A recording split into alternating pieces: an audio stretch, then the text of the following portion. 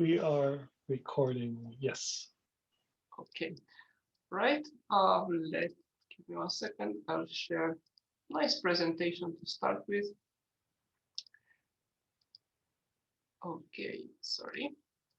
Okay, so first of all, welcome to the first UX community call of the year.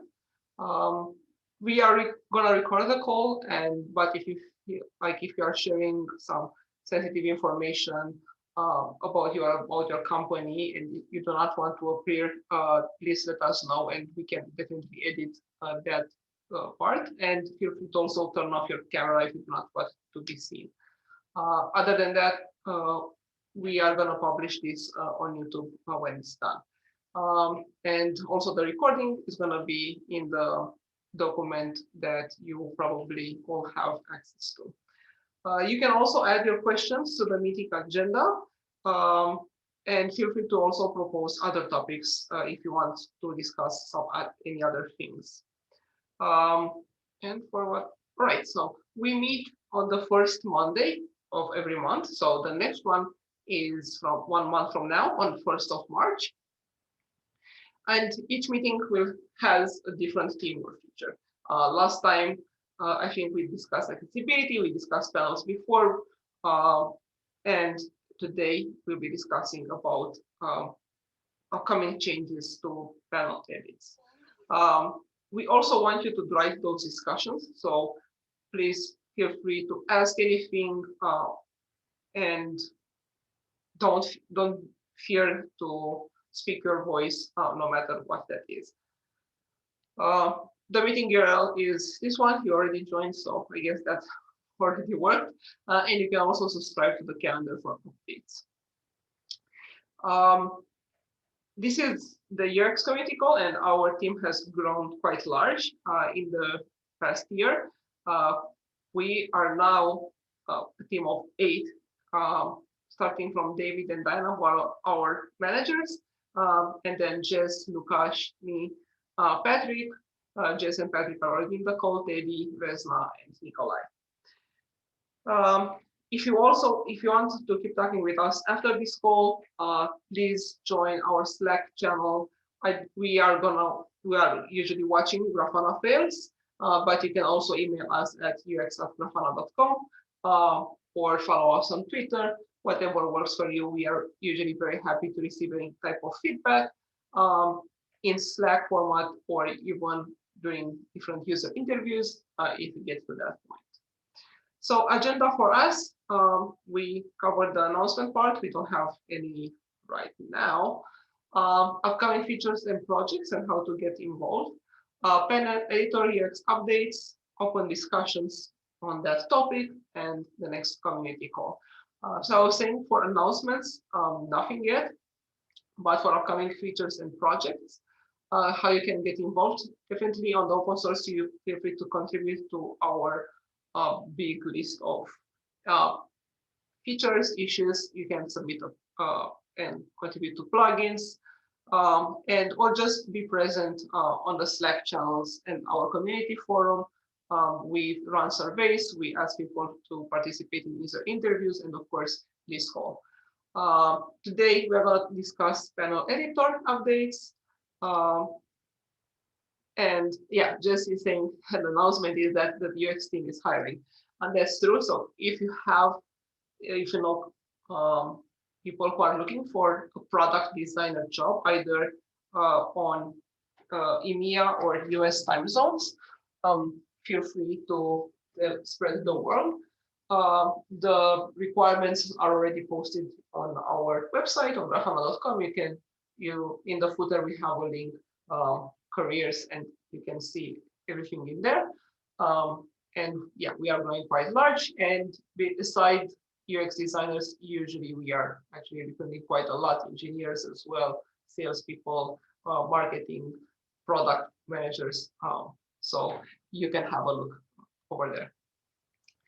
And I guess that's it. There's no need for having this longer. I will stop sharing. So anyone wants, Patrick, do you want to share something? Or just? Yeah, I can share just to show you the thing that Torkel shared. I don't have like a video of it. I just have a screenshot. I guess I could sort of explain the changes. Just gonna see here.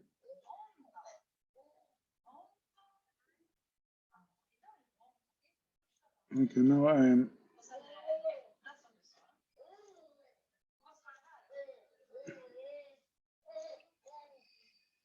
don't seem to see where I share stuff. There is a green button on the center saying share screen. That one?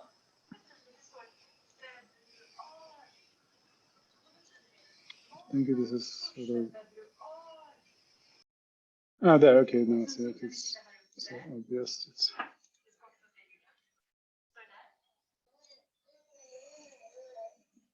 Yes. So then you can see my screen. Yes. Yeah. So the changes that was suggested here are focused on this area of the panel edit, and it's sort of a restructuring. Now we have these tabs here, which would then be removed, and you get everything in this area here. And then you would also have the visualization picker at the top, because that would make sort of more sense than have it sort of in the middle, which is the position at the moment.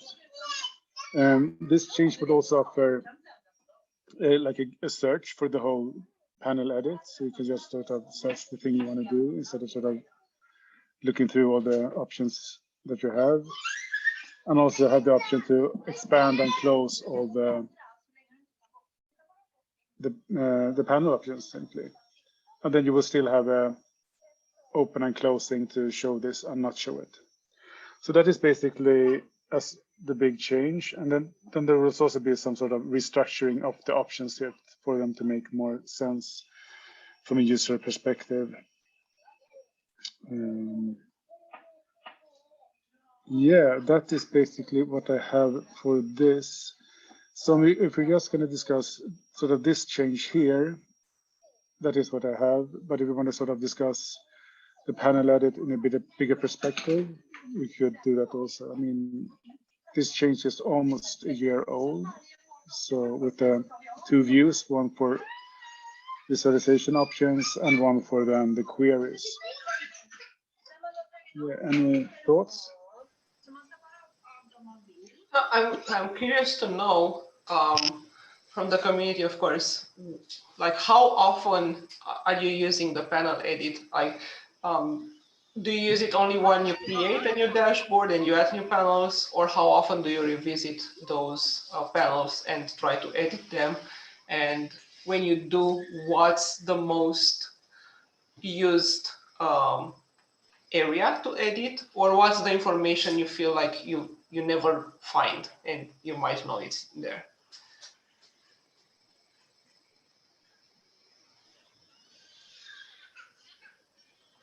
Maybe you can tell. So I use it all the time. When we created the panel, and then through the life cycle, you always do some changes. I mean, for me, sometimes it's too much information, and for other users as well. It's, I mean, there is probably default settings, right, which you never change, and there are a lot of settings you're really interested in.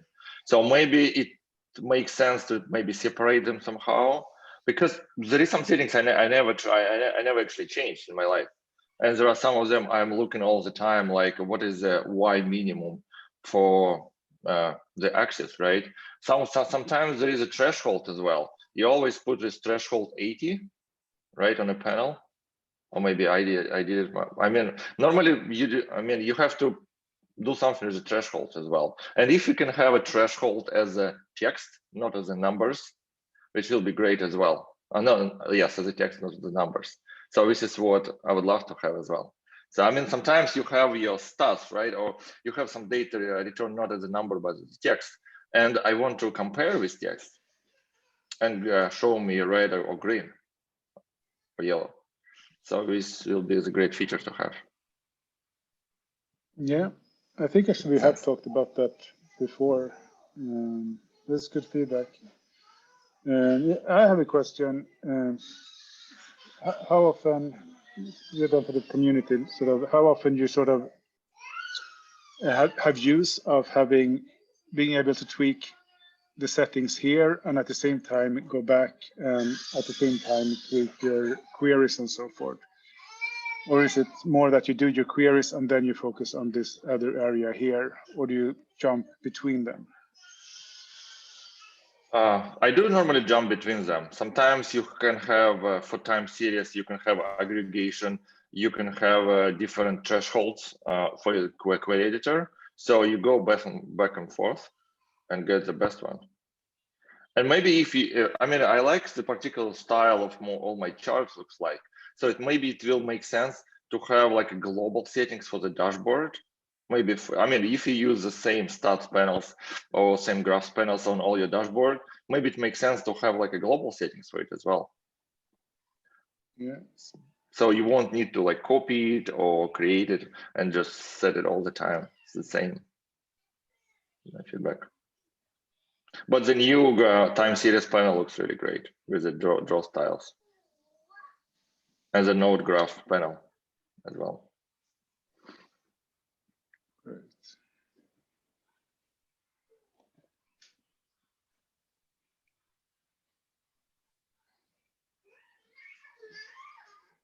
Same time, I sometimes I work on my 4K monitor, sometimes I work on my laptop.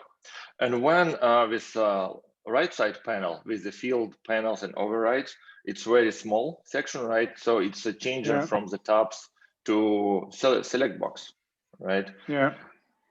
I kind of really hard to use it. Fine. I mean, maybe it's a great decision because you won't need less space, right, for this list box, but it does not give you visibility at the same time. So you have to kind of go there and see, oh, I need panel, I need something else, right? And you have to open it, select, and then go to your particular panel or field. It's 2 clicks instead of 1 with the tabs. So maybe it can be something different, like, you know what Lightroom did, for example, in the Adobe app, they have like with panels, they collapsible panels. So it can be an option as well. It's really, so you kind of open the panel and you need to spend 1 click instead of 2 clicks here. Does that make sense? Are you talking about sort of the panel type? Yes, panel. Yeah. Yeah. So this is a new design, right? Yeah. There is so here you would old design. Then you would just pick it here. So then up here you would just pick the panel type here instead of have it hidden in the options here. So you moved visualization on the top now? Yes, precisely. So that is sort of one of the big changes with this one. Oh, okay. So and now also, you have everything structured. Okay, this is what I was talking about. Sorry. Yeah. And also, I think what you also meant was that the tabs make it harder for you to find other settings, so that you have to have more clicks, and that's exactly why in this design there are no tabs anymore.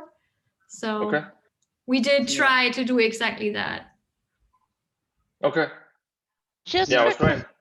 Yep. Sorry. Go ahead. Just for clarification, UX team, what is the timeline on when this design might show up in, or some iteration of it might show up in a Grafana release? That is a good question.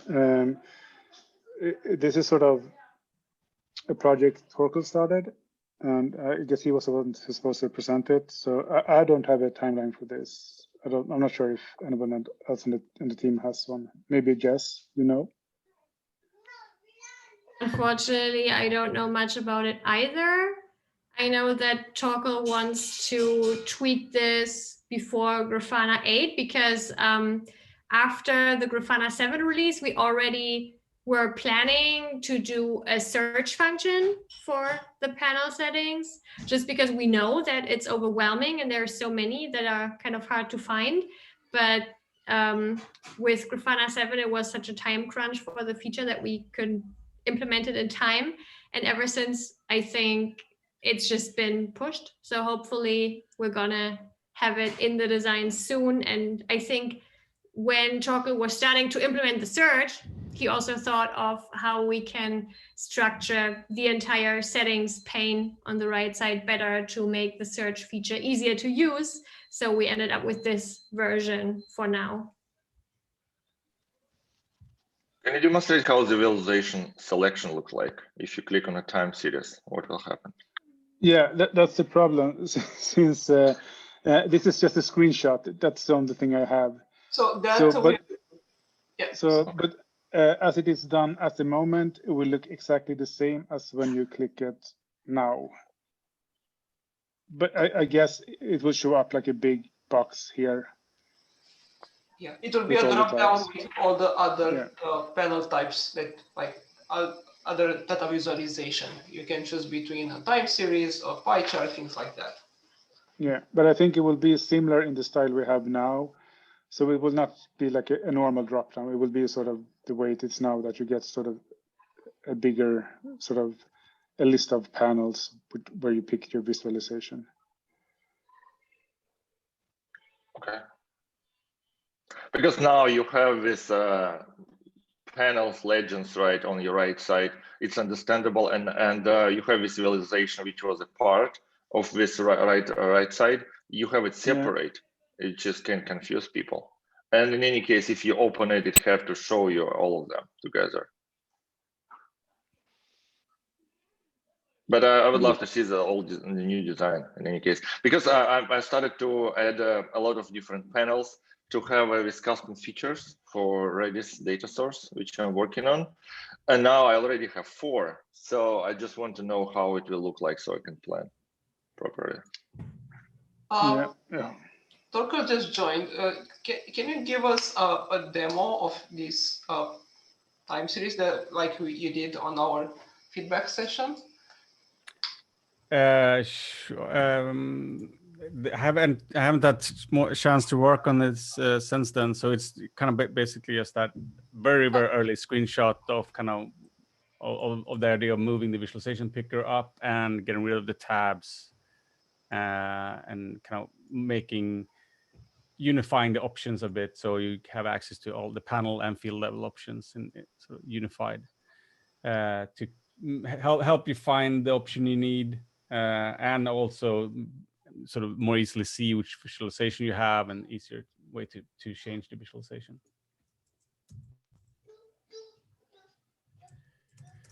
But it's, I mean, those screenshots is still very early. This is just the first proof of concept, and then it's going to go through some design iterations to figure out, mostly around how to do which sections to have, how to do search across them, and kind of expand collapse, where all those actions is going to go.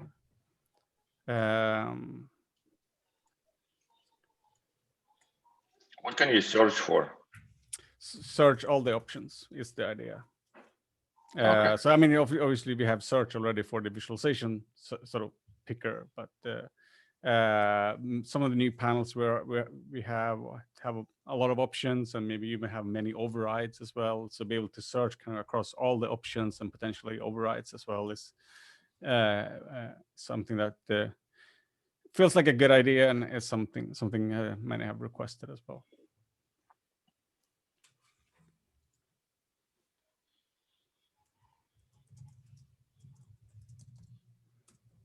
Okay, from the current panels, how often do you use overrides with them? Like, do you find that a function to be useful, or is not something that you use on a daily basis? I use overrides a lot, and recently I use a lot of tables, and I like my tables looks very nice, so I always format my columns.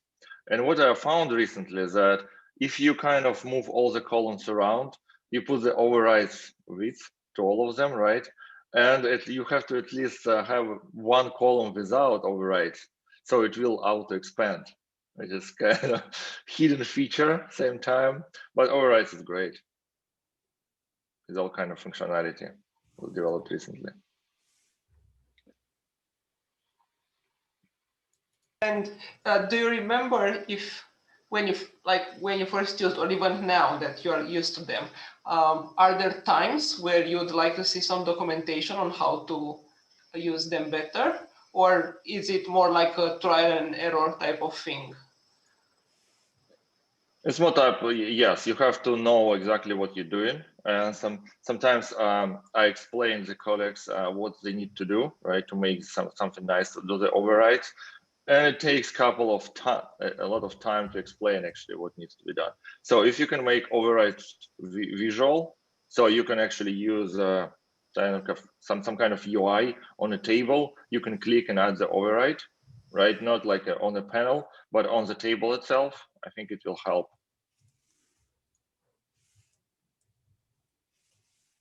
Okay. So make it more visual, what you have already, just make it visual. Like, so you can have like a graphical designer, right? Can go click on these tables, columns. Yeah, that sounds good. And something else that I know is a bit different for each panel type. So I was curious about selecting colors for your panels. Is it again a useful feature? Would you like to be able to change colors more easily, or color palettes for your panel types?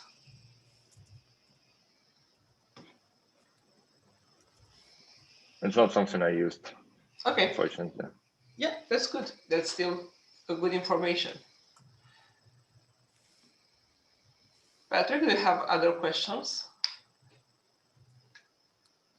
Yeah, I was thinking of a follow-up question if you hadn't answered that you hadn't used it, because I was just thinking with overrides, having sort of when you pick, for instance, colors for a graph panel, being able to add overrides with the color, sort of, yeah, I want a line here in green and I want a dashed one in red or something like that, and get sort of this sort of other visual aspect easier than doing an override. Is that something that would be interesting? Right. For my tables, I would really love to have a comparison as a text, not as the numbers. This is something which is missing, and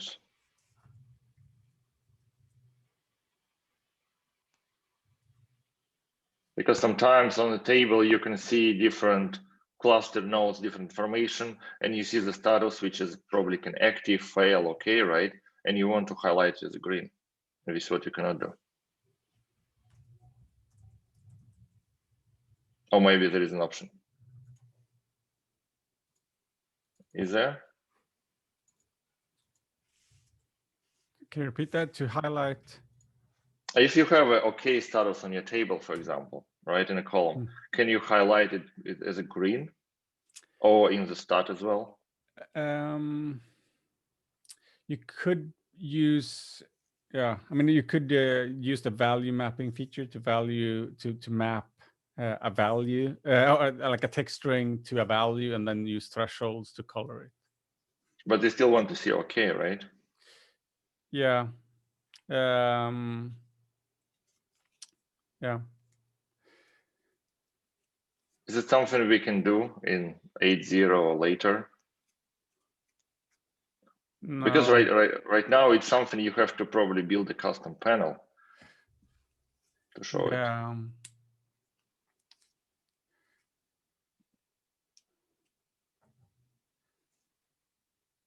It's a tricky one to sort of have you want to map it to a threshold so you can assign a color to it, but you don't want to change the display. That's correct. Could be maybe done through a sort of transformation that adds some kind of threshold to it, but doesn't change the value. Right. For example, the problem I have, there is a stat or table which shows the version.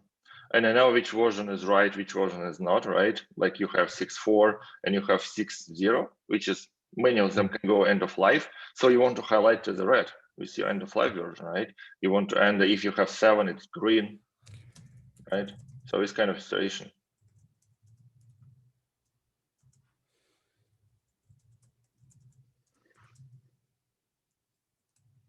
And if you can Yeah. have a regis comparison, will be great for that. Not like end comparison of the strings.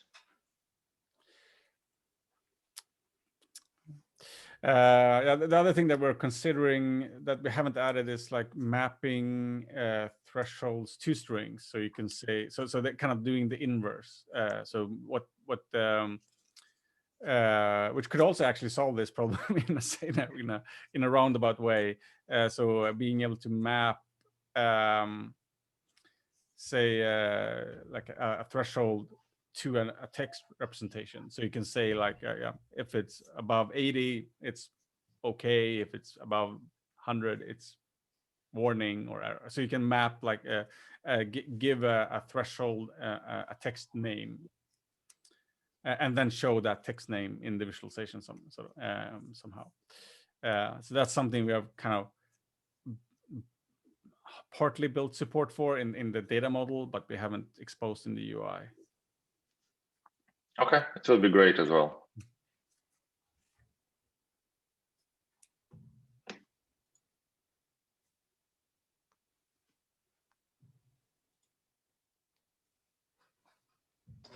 All right. Is there anybody else who would like to say something about their usage of panel edits? Sriram, would you like to say a few words, like how much are you currently using the panel editor? Yeah, I really use the panel editor a lot. I really like the new time series graph panel as well. It's very good replacement and very good addition to the new Grafana. So what I want to replace is just the options naming conventions are bit current state is bit confusing. The state, the panels where they are in, say for example, the thresholds. To change the thresholds, I need to figure out where the thresholds, whether it's in panel tab or it's in field tab or it's in standard configuration. It's a bit of confusion. So maybe adding a search feature will add this. Fix this issue. That's what I feel. I wasn't able to understand much of that due to the echo. No, what I'm saying is just the discoverability of options is a bit hard. Say, for example, if I want to set the thresholds, I need to figure out whether it's in a panel tab or it's in a field tab or it's in standard options. That's a bit confusing. So figuring out the options. That's definitely part of the kind of why we want to get rid of the tabs, is to make it easier to find the option you're looking for. Because yeah, the distinction between an option that is in the panel tab today and in the field tab today is more technical than actually kind of interesting to the user. So that's why we want to why I want to get rid of the tabs. Maybe there's an argument to have the overrides tab still left to sort of separate what you have, what's override and what's not. But yeah. But other confusion part is the transformation tab is at the bottom of the panel and the overrides is at the right side of the panel. So it's a bit confusing. So what does the transformation? Why it's under the why should this go left side, right side? That's the thing. It's not a bit consistent. So it's very, very hard to hear what you're saying because it's a huge echo. Yep, sorry. The confusion is between the transformation tab and the overrides tab. Yeah, but yeah. So the reason there is that the transformation tab really belongs with the data. So all the things that are below the visualization, where the queries and transformations live, is that's where kind of the data, you configure the data, and all the display options is on the right. So that's kind of how we are kind of structuring it, at least. Okay, but I understand that things like data links are related to the data, right? That should be come in the transformation, but they are in overrides. Yeah, but the data links are still like how you present the data. It doesn't change the data. There's no modification of the kind of or filtering. There's just how we present the data. Okay, makes sense. But I would agree with Sriram that maybe this distinction is not obvious to our current users. So I can understand why it would seem random that one part is in the bottom and the other is on the right. So maybe either we need to have better explanation why one part is in the bottom or why another part is not, or we just need to think about how we can structure this better so it's less confusing. Like, it's a very good point because I haven't really thought about it much, but I couldn't have explained why part of it is in the bottom and part of it is on the right. So yeah, it's good that you brought that up, Sriram. Thank you.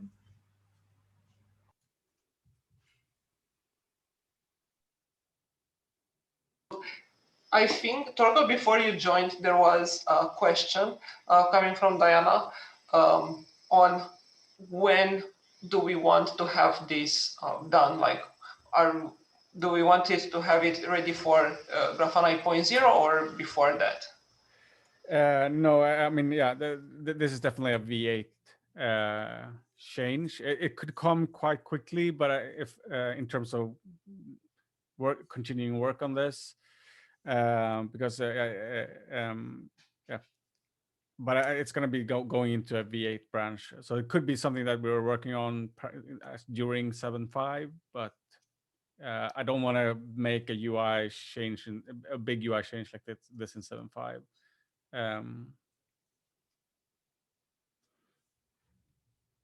Yeah, I think you also said that we also want to understand how to order the new expandable collapsible areas, right? Like what makes the most sense if you're going to have, for example, overrides being important and used. So it would be good to have some data on that before we make such changes.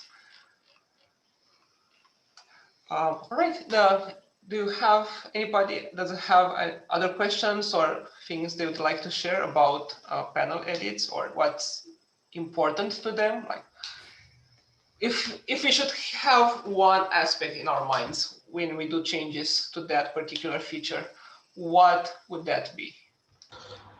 So what I'm feeling is adding a global defaults will be a great addition to the Grafana. Say, for example, configuring theme or color palette across all the panels centrally would be nice to have. So that individual plugins, individual panels no need to be configured. So one place to configure everything, and individual panels will just override that.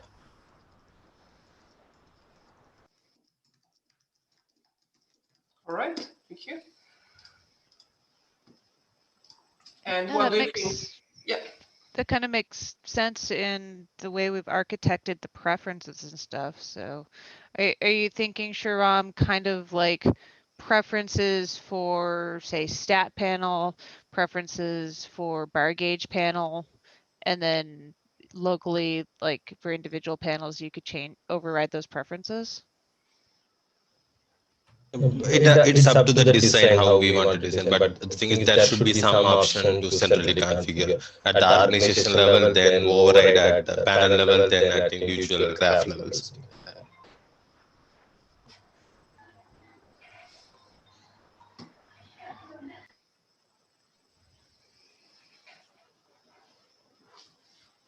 So if I understood that correctly, your main focus would be to have an easy way to set one style globally, regardless of the panel type? Yes, correct. Okay, thank you.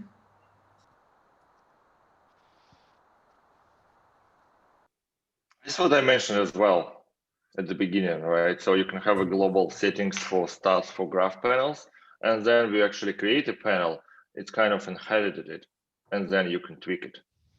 But at the same time, you need to have a relationship. If you change the global settings, right, is it going to change your local settings, override them or not? This could have some interesting accessibility implications, Oana.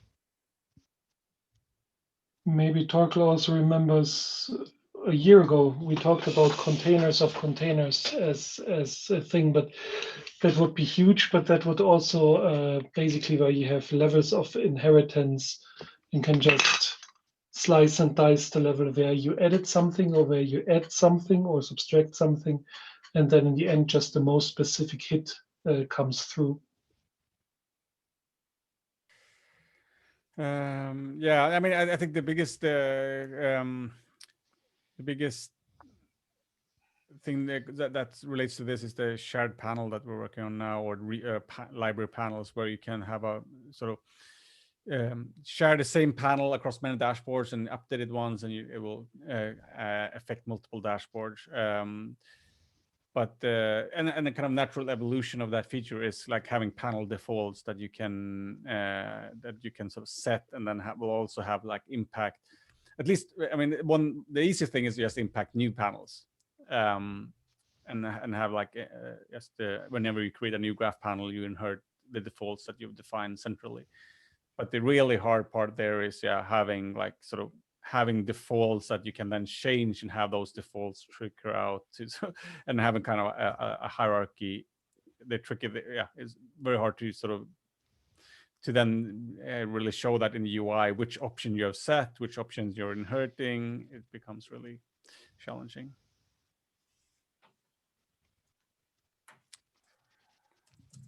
Actually, I think I can share a bit how that looks today, like the latest version that we have in Figma, so people understand a bit better what we are talking about.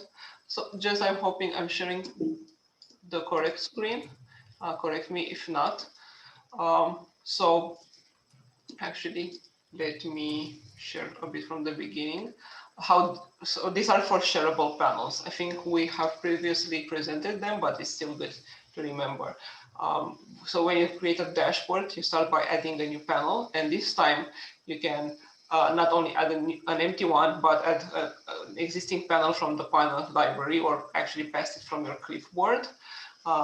And you can, if you want to search, you'll see, you'll have a search, and you can filter by different tags on that, and you can also see it in a working dashboard or in the panel. And on what Torko just said, so this is probably how it looks when you have some templates variables that will have to be imported to match the current panel that you're building. So you have variables and the definition for that, because you need to make sure they will kind of match, right? And some more like another iteration where you can actually change the mappings on those. And we also want to highlight a bit in the actual UI on the dashboard that this is a shared panel. So if you're gonna edit that, probably there are gonna be changes to other panels as well. Is it something that you think would be useful in that regard, that or when you are talking about global variables, you are thinking on more specific things like how it looks only, for example, or the axes and legends?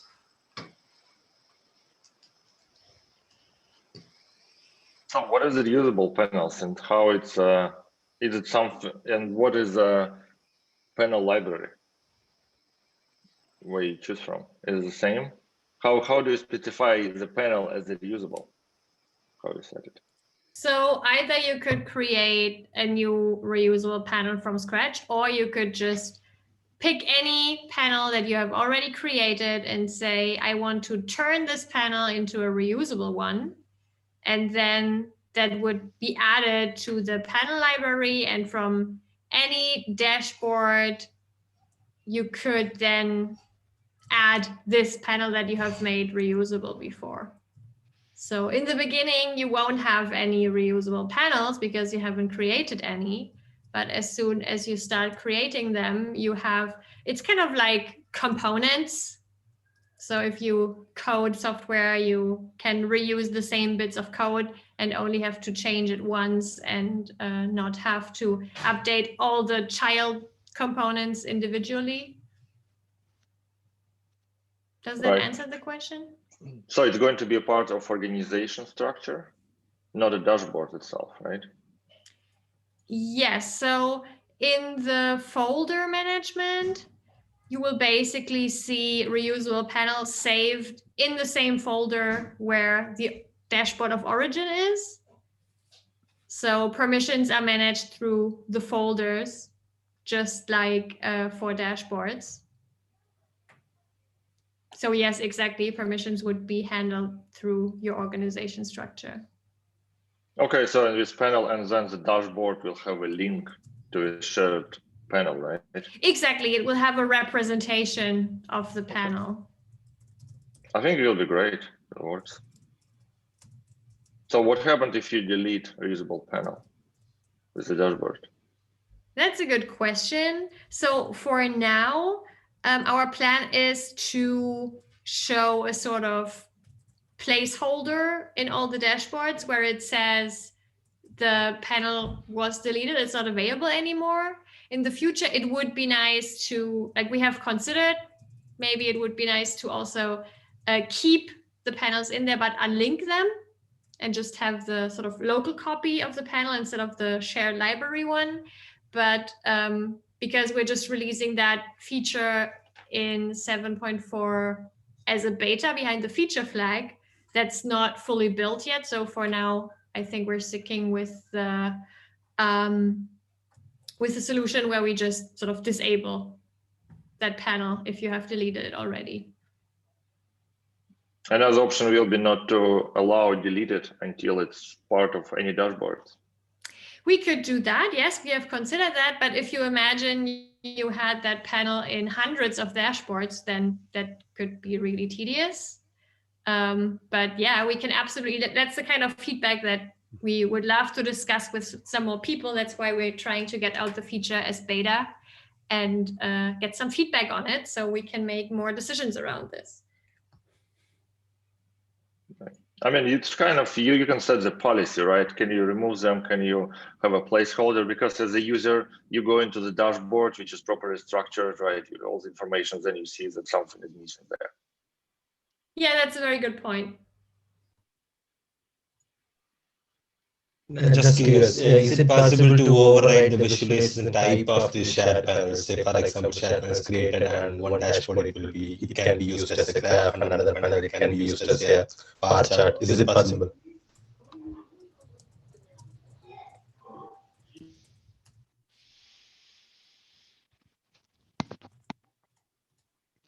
I think, Sriram, you have a lot of echo and we couldn't get your question. I'm sorry. So is it possible to change the shared panels type in the individual dashboards? Say, for example, I want to change the shared panel to pie chart or something like that. Is it possible? You can, yeah. Me- I mean, you can update the shared panel, and it will update on all the dashboards where it's used. That's kind of the point of it.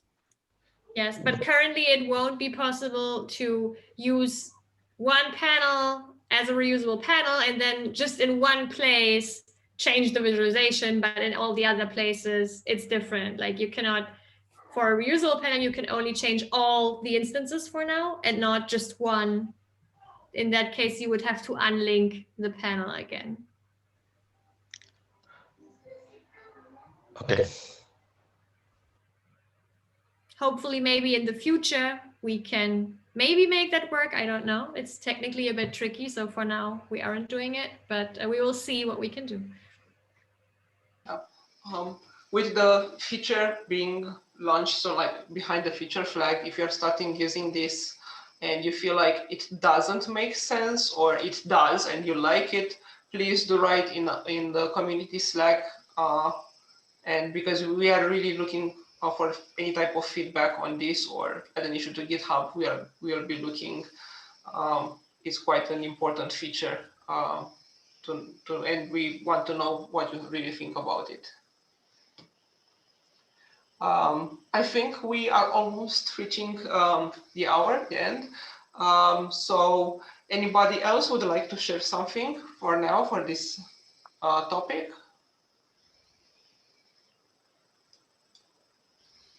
I have one more suggestion. I mean, it's kind of similar, but when you adds a new panel, and you can convert it to the row, right? Which is something I found myself using a lot lately. So you convert to the row, and it became the top panel kind of, right? Panel row.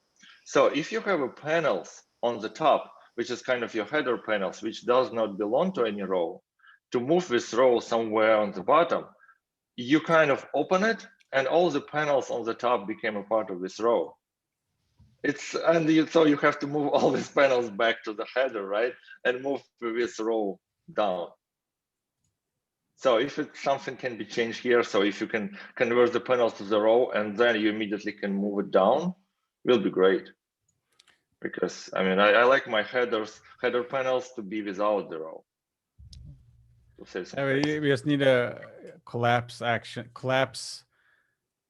without eating all the panels option. Yes. I'll make it collapsible as soon as you added it.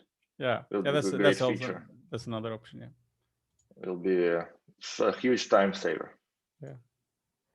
The current workaround I use is you add 2 rows at the same time, because then you can collapse the top one. Okay. Yeah, that works. I think we need a call for current workarounds that people use around Grafana. That would be super insightful. Or we should ask the community. Right, that was super useful. So I would really like to thank you all for participating today. Those are great feedbacks. Feel free to continue joining these calls and writing back to us. And yeah, I think we'll see each other in a month from now with other UX things to discuss. And maybe one short last question. I'm sorry I was late. Is this meeting somehow publicly announced? I just stumbled up on Twitter and now I'm late. Is this the regular meeting or where's the announcement channel for this? Yes, so we have a regular meeting. It happens on the first Monday of each month. You've seen it on Twitter. We announce it there and on Grafana's public Slack channels. We have a calendar. If you found, give me 1 second. I will paste in this chat if you don't have the link for the document yet. So in the document that you used to get to this meeting, there is also the link to the calendar. Richard just shared. So you can add that to your calendars and you'll always be updated in case, I don't know, something happens. And we announce it like 2 weeks before what's the topic for the next meeting, I would say. Great thing. Yeah, and they will also be published on YouTube. So even if you miss something in 1 or 2 days, they will be uploaded to YouTube as well. Just search Grafana UX and actually you're gonna find all of those. There's a playlist on the Grafana YouTube channel. So per community call, we have one playlist where you can just watch everything if you want. And just says also 5 p.m. UTC every time. Yeah, they all also start at the same hour. Cool. So I'll probably collect my thoughts to the next one. Yeah, we are always looking for any feedback. In the meantime, if you find out about it on Twitter, please also feel free to just DM us or send us a tweet. We are everywhere, or try to be everywhere, especially Richard. He's always looking on all the channels. Also, if you have some topics that you would like to discuss in advance of the next meeting, feel free to add to our public doc. So then if you have any questions, then we can prepare a better answer for you or even demo something that matches your needs and requests. Cool. Just want to say thank you to this whole project. I really, really like and love it. And I'm lost into Grafana since I don't know, 3 years or so. So you have many workarounds, so you can volunteer to have a session where you show all the weird workarounds. And this is actually a thing. So for anyone watching this recording, if you have that one weird thing which has always bugged you about Grafana, feel more than welcome to reach out and book something with one of our UX unicorns and just show them how you're working around that one weird thing. Absolutely. Yeah, seriously, they want to know. They really do. There's one minor thing I miss from time to time, but probably it's a panel settings thing or panel development thing. Like I regularly use the map plugin or the derivatives of that, and there's this like Harvard tooltip or shared tooltip option. And what I really would want to have like since 2 years or so, like when I hover within a time series graph panel, that the values in the map panel are updated by the time I'm currently hovering. So I have a time series like of my temperature, and it's like a day. And when I hover at 10 in the morning, I want to see in the map panel the values of 10 in the morning. And when I hover with my tooltip like 8 p.m., I want to see in the map panel the values of 8 p.m. That was, but maybe some of the issue is hooking between the panels on this shared tooltip event. Interesting. I know that it works for the like highlight cursor, but I haven't tried it with maps, so could be a particular issue with that panel type, but I would have to look into that. Thank you for bringing that up. Yeah, or like for the single set panel that I just see it within the single set panel, what's currently highlighted. But what's the cursor panel you mentioned? It's not a cursor panel, but it's if you have different time series panels, then you get the same cursor position, like the red line, if you move your cursor across time series.